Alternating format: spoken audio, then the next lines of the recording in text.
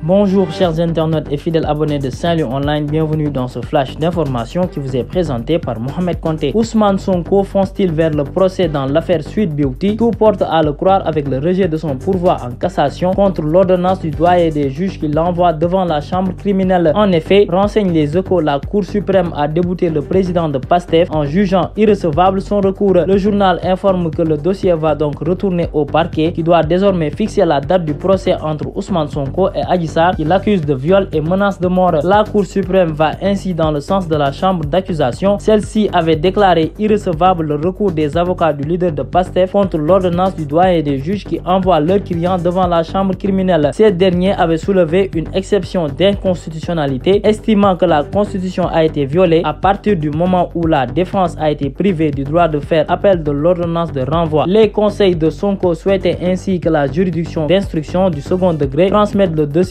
au Conseil constitutionnel, mais la chambre d'accusation a rejeté leur requête et la Cour suprême, le dernier recours, vient de lui emboîter le pas. On se croirait à Gaza, a déclaré Thierno Alassane Sall en réaction aux événements qui ont eu lieu à Ngor vendredi dernier. Cette déclaration semble être en phase avec ce qui s'est produit mardi au stade de Ibrahima Boye lors du match AS Pikine contre Dakar Sacré-Cœur, comptant pour les 16e de finale de la Coupe du Sénégal, alors qu'on jouait la seconde période et que le score était de 1-0 en faveur de l'équipe de la banlieue. Des jets de pierre ont interrompu la rencontre. Après l'interruption de la pluie de roches, les joueurs de Dakar Sacré-Cœur ont refusé de revenir sur le terrain pour continuer le match, obligeant l'arbitre à siffler prématurément la fin de la rencontre et à donner la victoire à l'AS Pikine. Étaient perçus comme les instigateurs de cette scène. Le club n'a pas tardé à réagir dans un communiqué officiel. Les actes de vandalisme commis au stade Ibrahima Boye à l'occasion du match Dakar Sacré-Cœur AS Pikine ne sont en aucun cas l'œuvre des supporters du Guédiawaye Football Club, a lancé le pensionnaire de Ligue 1. Le club précise que ces agitateurs ne sont pas des supporters du Guédiawaye Football Club qui suivaient avec passion le match du club à Ziguinchor contre les Gazelles de Bignona. Appelant à la paix, le Guédiawaye FC affirme qu'il reste concentré sur le derby face à l'AS Pikine ce samedi 29 avril. Le journaliste de Walf TV, Moustapha Diop, est convoqué jeudi à 11h à la police centrale de Dakar. L'annonce a été faite par lui-même dans un live. Pour l'heure, on ignore les raisons de cette convocation. Déjà, un journaliste du même groupe média, Pape Ndiaye, est en prison et aussi une animatrice du nom Thioro Mahou Mandela a été placée en garde à vue pour divers motifs. Voilà, c'était tout pour ce flash. Restez connectés au programme de Saint-Louis Online. Continuez à liker et à vous abonner. D'ici là, portez-vous bien.